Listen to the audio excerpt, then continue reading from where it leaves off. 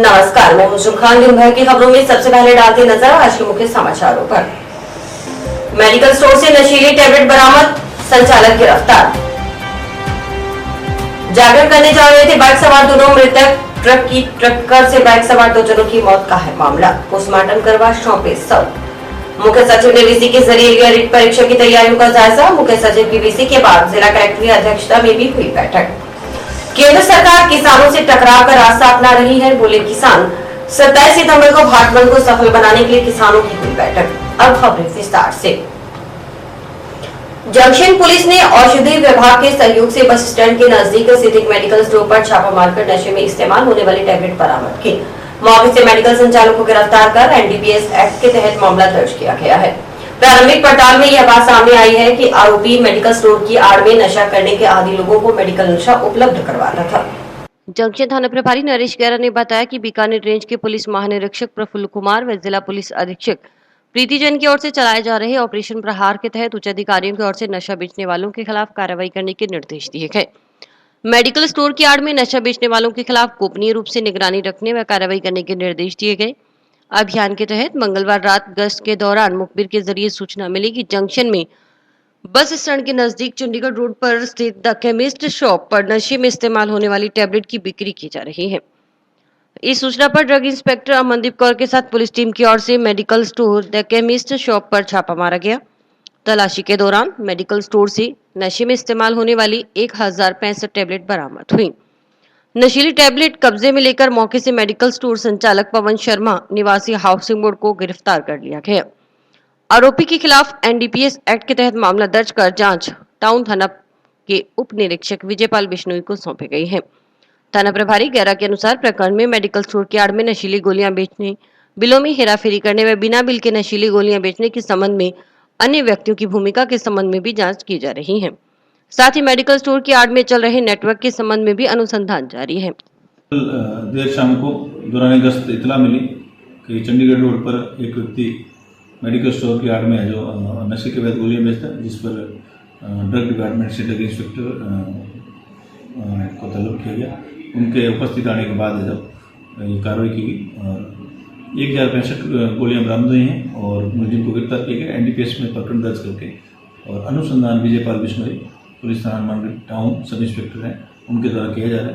ये गोलियां बिल से या बिना बिल के या कैसे बिल की हेराफेरी करके ला रहा था और मेडिकल स्टोर की आड़ में बेच रहा था, उसका अनुसंधान किया जा रहा है। आगे की तफ्तीश में जो भी होगा उनके विरुद्ध भी कार्रवाई की।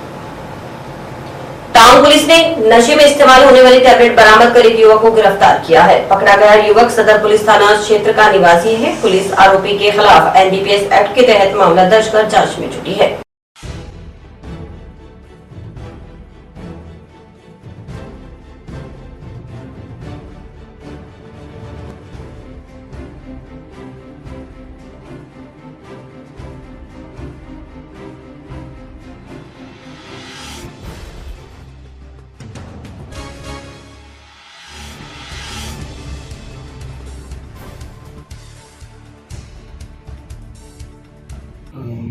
श्रीमान आईजीपी साहब और श्रीमान एसपी साहब द्वारा नशे के विरुद्ध चलाए जा रहे अभियान ऑपरेशन संजीवनी और ऑपरेशन प्रहार के तहत कार्रवाई करते हुए कल विजयपाल जी उप निरीक्षक द्वारा 90 लोरजीपाम नशीली टेबलेट के साथ एक लड़के को गिरफ्तार किया गया था और जिसकी सूचना के बाद जंक्शन पुलिस द्वारा ड्रग इंस्पेक्टर की मदद से जंक्शन में कार्रवाई कर बल्क में गोलियां हैं वो बरामद की गई थी।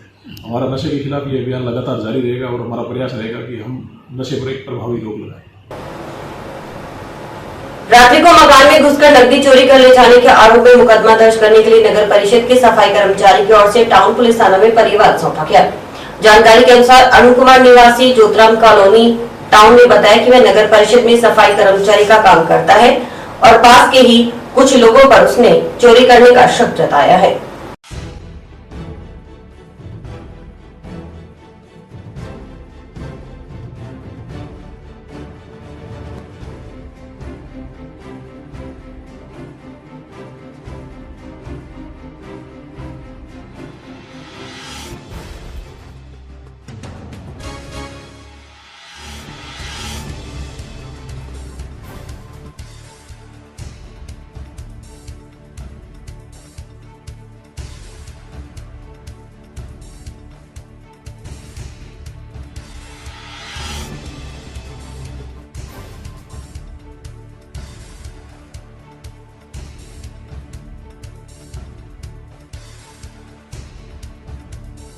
को मैं करीबन 12 बजे तक जग रहा था, तो खट्टू के गेट के बाहर लड़के बैठे थे 5-6, उनके नाम तो ये बाहर बैठे थे, 5 जने थे 6 जने थे।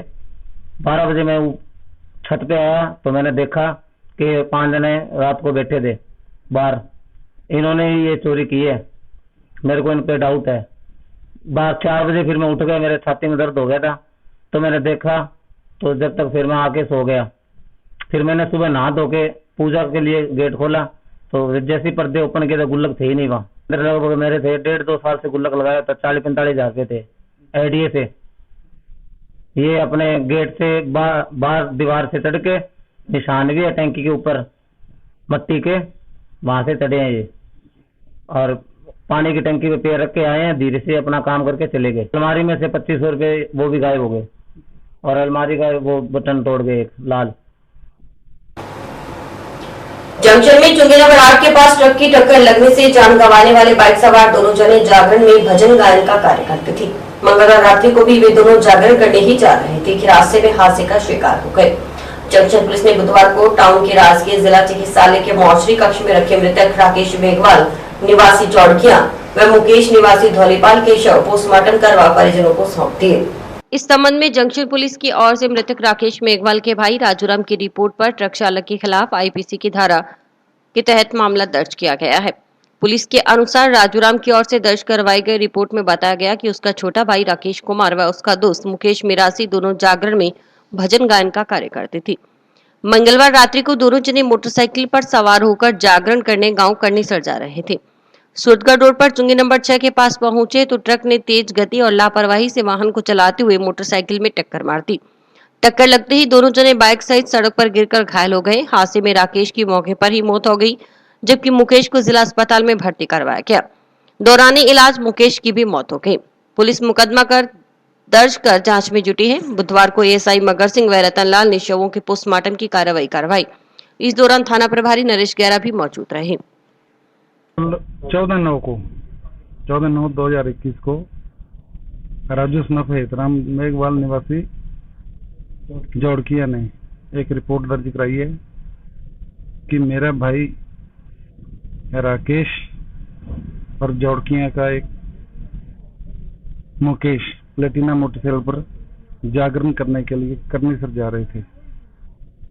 शाम को करीब 7:30 बजे मांगड़ जंक्शन में चुंगी नंबर 8 के पास बाईपास रोड पर एक ट्रॉला जिसका नंबर उन्होंने नोट किया RJ7 GC 1232 के चालक ने तेज गति से लापरवाही से चलाकर मोटरसाइकिल की टक्कर मारी, जिससे दोनों की चोटें लगी।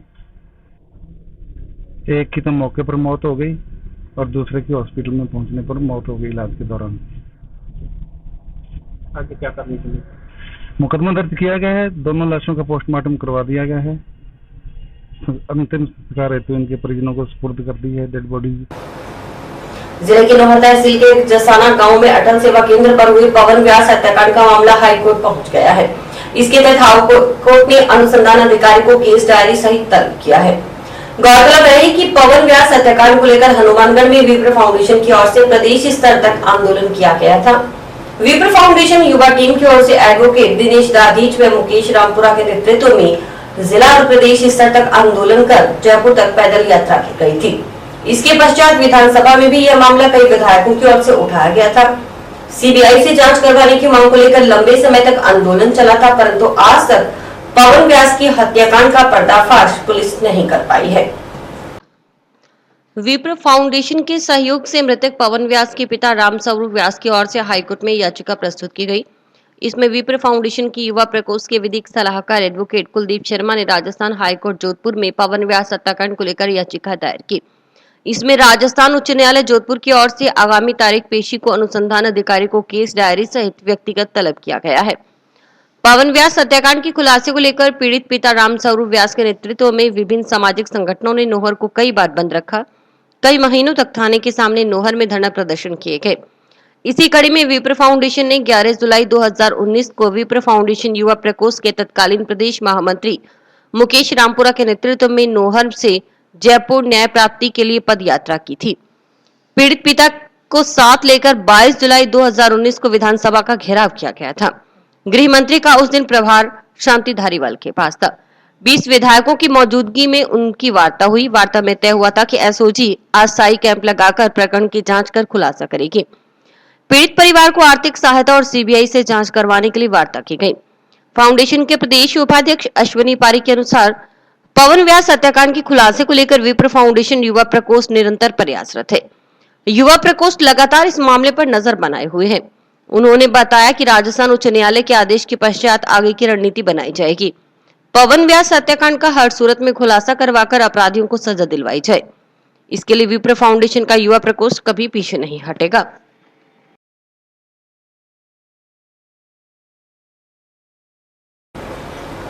आबकारी विभाग की कथित दोगली नीति के विरोध में अनोखेधारी शराब ठेकेदारों की ओर से संगरी रोड पर स्थित शराब गोदाम के समक्ष दिया जा रहा बेमियादी धरना बुधवार को 7वें दिन भी जारी रहा। साथ ही कर्मी कनेक्शन तीसरे दिन भी जारी रहा। बुधवार को शराब ठेकेदारों ने विभागीय अधिकारियों व सरकार की सद्बुद्धि के लिए धरना स्थल पर सद्बुद्धि किया। पंडित जसवीर शर्मा के सानिध्य में किए गए यज्ञ में शराब ठेकेदारों ने आहुतियां डाल आबकारी आयुक्त व सरकार को सद्बुद्धि देने की प्रार्थना की। राजस्थान माध्यमिक शिक्षा बोर्ड अजमेर के तत्वावधान में 26 सितंबर को आयोजित होने वाली रीट 2021 परीक्षा के जिले में सफल आयोजन को लेकर बुधवार को मुख्य सचिव निरंजन आर्य ने वीडियो कॉन्फ्रेंसिंग के जरिए तैयारियों का जायजा लिया। वीसी में कलेक्टर नथमल डिडेल, एसपी प्रीति जैन सहित अन्य अधिकारी मौजूद रहे। बैठक में एसपी प्रीति जैन, बीकानेर से आए माध्यमिक शिक्षा बोर्ड के प्रतिनिधि और डूंगर कॉलेज के associate professor doctor Vijay Kumar Eri, ADM Ramratan Saukaria Nohar, ADM Bhagirath DTO Jagdish Amrawat, CDO Virendra Singh, जिला शिक्षा अधिकारी प्रारंभिक रामेश्वर गोदारा, एडीएओ माध्यमिक रणवीर शर्मा, महिला एवं बाल विकास विभाग के उपनिदेशक प्रवेश कुमार सोलंकी सहित जिले के सभी सीडीपीओ व अन्य संबंधित अधिकारियों ने हिस्सा लिया। एडीएम सौकरिया ने बताया कि रीट परीक्षा के अंतर्गत हनुमानगढ़ जिले में बनाए गए 102 परीक्षा केंद्रों पर 2 पारियों में करीब 29,000 विद्यार्थी सम्मिलित होंगे। परीक्षा के सफल संचालन को लेकर कलेक्टर नथमल डिडेल की अध्यक्षता में संचालन समिति का गठन किया गया है। जिला शिक्षा अधिकारी माध्यमिक हंसराज जाजेवाला को इस समिति का सचिव बनाया गया है।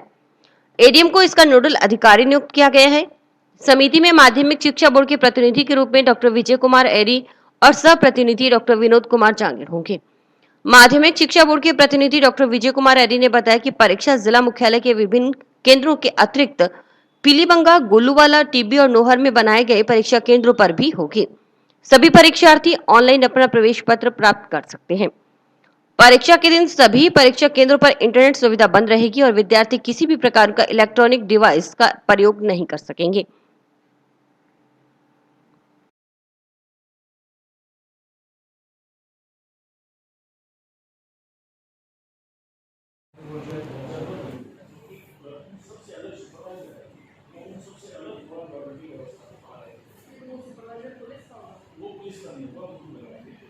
दो 2021 परीक्षा के संबंध में जिला कलेक्टर महोदय, नोडल महोदय, पुलिस अधीक्षक महोदय की उपस्थिति में विभिन्न विभागों के विभागाध्यक्षों की उपस्थिति में एक बैठक जो है उसका आयोजन किया गया है, जिसमें जिले के अंदर 102 सेंटर्स पर करीब 29,000 बच्चों के रीट परीक्षा को बड़े ही सुनिश्चित तरीके के साथ में, बहुत ही एक्यूरेसी के साथ में और फुल प्रूफ तरीके के साथ करने के लिए एक जो प्लानिंग जो है वो की गई है। बाहर से आने वाले जो बच्चे हैं उनकी संख्या बहुत बड़ी है और हमारे यहाँ से दूसरे डिस्ट्रिक्ट्स में पेपर देने के लिए जाने वाले बच्चों की संख्या भी बहुत बड़ी है और इस बड़ी संख्या को देखते हुए परिवहन विभाग को, रोडवेज विभाग को, रेलवे को मोबिलाइज किया जा रहा है ताकि बच्चों को जो कि यहाँ आते हैं उनको किसी प्रकार की असुविधा नहीं हो और यहाँ से जाने वाले बच्चों को जो अदर डिस्ट्रिक्ट्स में पेपर देने के लिए जाएंगे उनको भी कोई असुविधा नहीं हो। 102 सेंटर्स में से करीब 68 सेंटर जो हैं वो जिला मुख्यालय पर ही हैं। 22 सेंटर नोहर ब्लॉक में हैं, टीबी ब्लॉक में और पीलीबंगा ब्लॉक में 12 सेंटर हैं।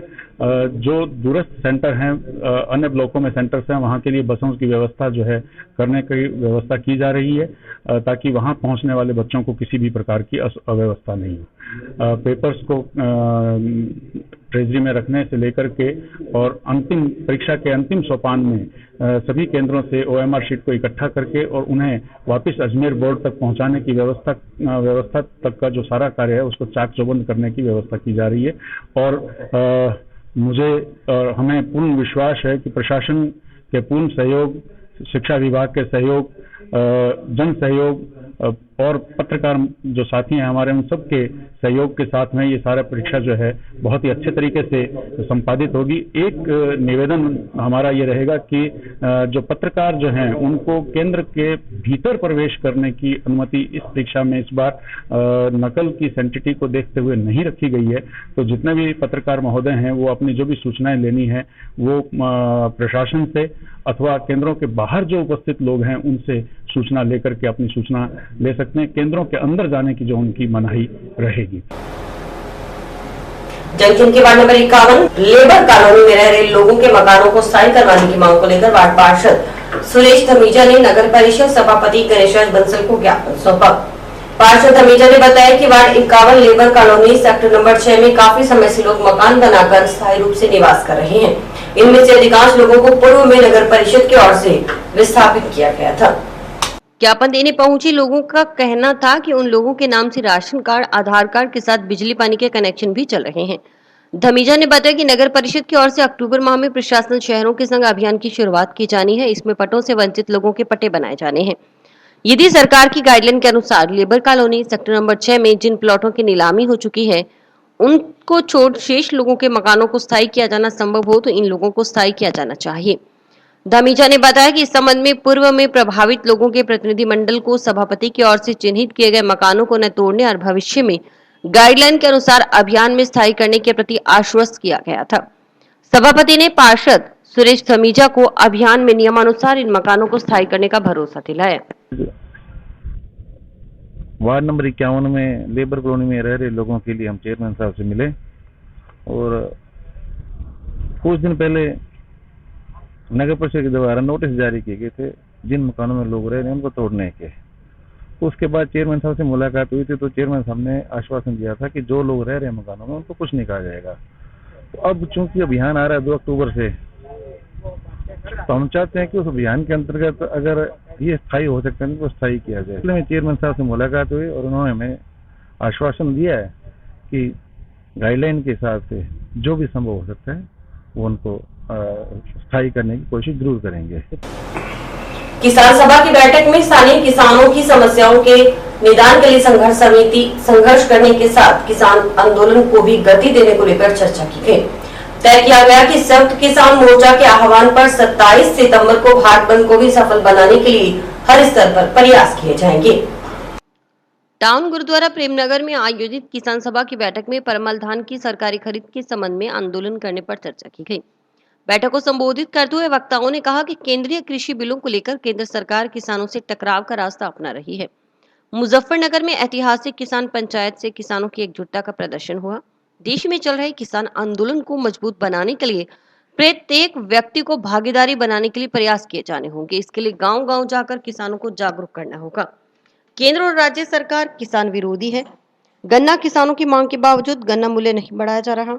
किसान विरोधी नीतियों के खिलाफ लामबंद होकर संघर्ष किया जाएगा। 27 सितंबर को भारत बंद को लेकर व्यापक तैयारियां की जाएंगी। बैठक में अध्यक्ष शिंगारा सिंह संधा, बलवंत सिंह, संजय पुनिया, राधा सिंह खोसा, मनीष मक्कासर सहित अन्य किसान मौजूद रहे।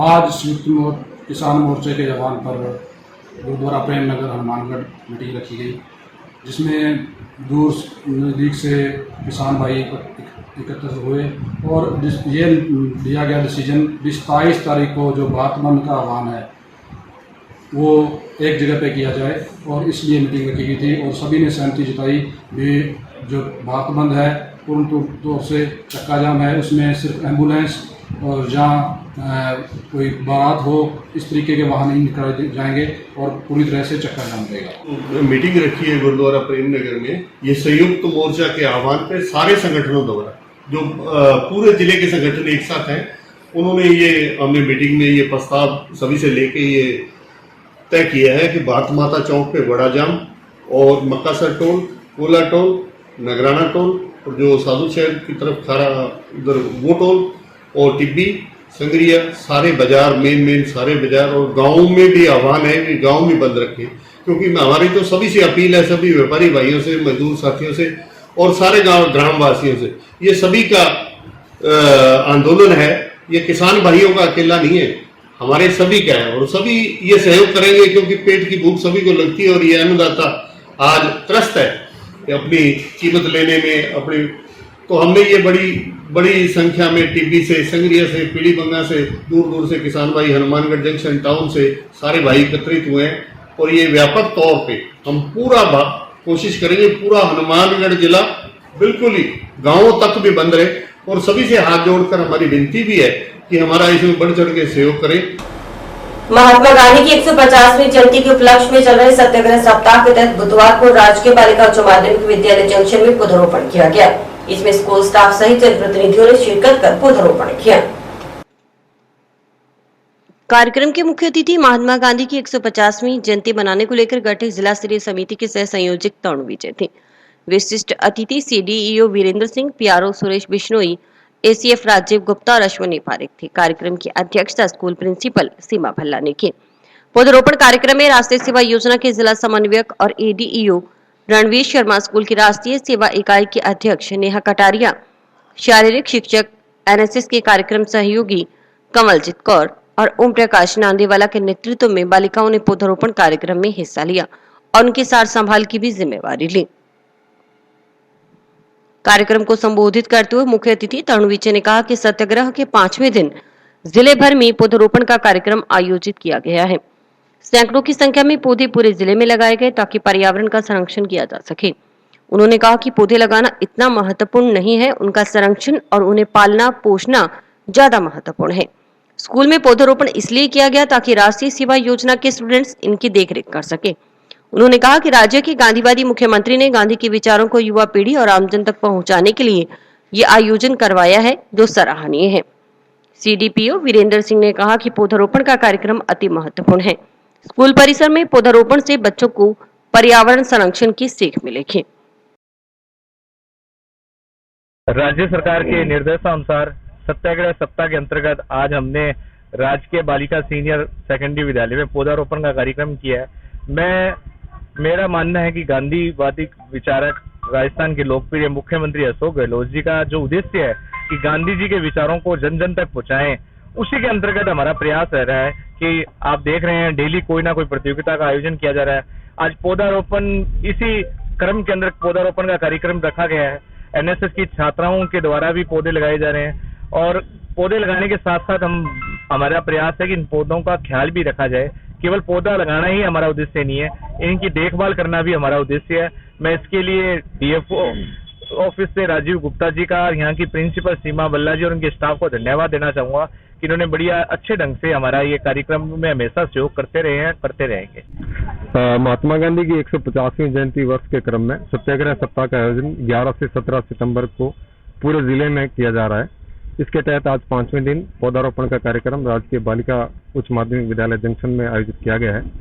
इसमें स्कूल प्रिंसिपल सीमा भल्ला जी, हमारे सह संयोजक समिति के श्री तरुण विजय जी, एसीएफ साहब राजीव गुप्ता जी और अश्विनी पारिक समेत एनएसएस की छात्राएं यहाँ पौधारोपण हमने किया है।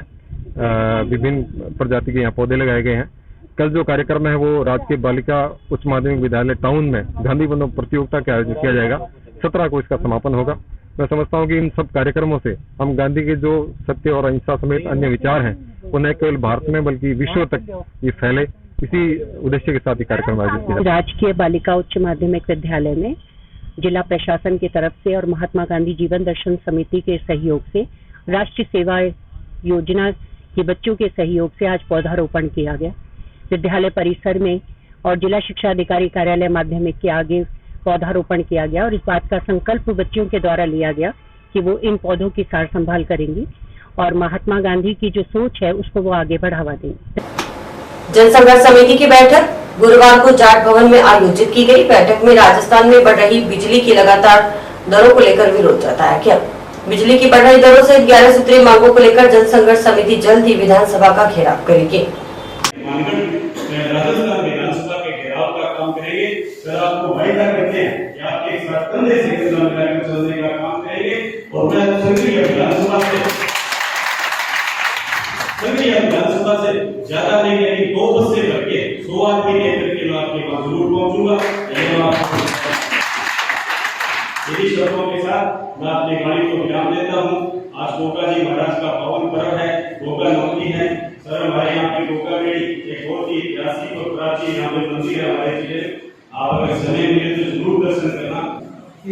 व्यक्ति ने ये कह दिया कि मैं 100 ले आऊंगा, 50 बैठे हैं, सोचो कितने हो गए, संख्या कितनी होगी, कितनी बढ़ गई। कहते हैं हाथ जिनमें हो जुल्म करते नहीं तलवार से, सर जो उड़ जाते हैं वो झुकते नहीं ललकार से, और जो भड़केगा शोला सा हमारे दिल में है। इस देश के लिए, इस देश में फैली बिजली, पानी, शिक्षा, चिकित्सा और रोजगार की अव्यवस्थाओं से लड़ना अब हमारे दिल में है। और देखना है जो इतना इन भ्रष्ट सरकारों में है, इनकी जो चैन की नींद ले रहे हैं, इनकी नींद हराम कर दी जाएगी। और जो आज एसी में बैठकर अब जनता की ऐसी की तैसी कर रहे हैं, इनको चैन से नहीं सोने दिया जाएगा। जनहित संघर्ष समिति द्वारा हनुमानगढ़ के अंदर आयोजित आज यहाँ पर तकरीबन 8-10 जिलों से यहाँ पर वो क्रांतिकारी विचारधारा के सभी भाई बहन उपस्थित हुए हैं जो राजस्थान के अंदर एक परिवर्तन चाहते हैं, जो राजस्थान के अंदर फैली अव्यवस्था, बिजली, पानी, शिक्षा, चिकित्सा, रोजगार से जनता जो त्रस्त है और राजनीतिक लोग मस्त हैं, उन अव्यवस्थाओं को सही करने के लिए आज ये बैठक जाट सभा भवन में आयोजित की गई है।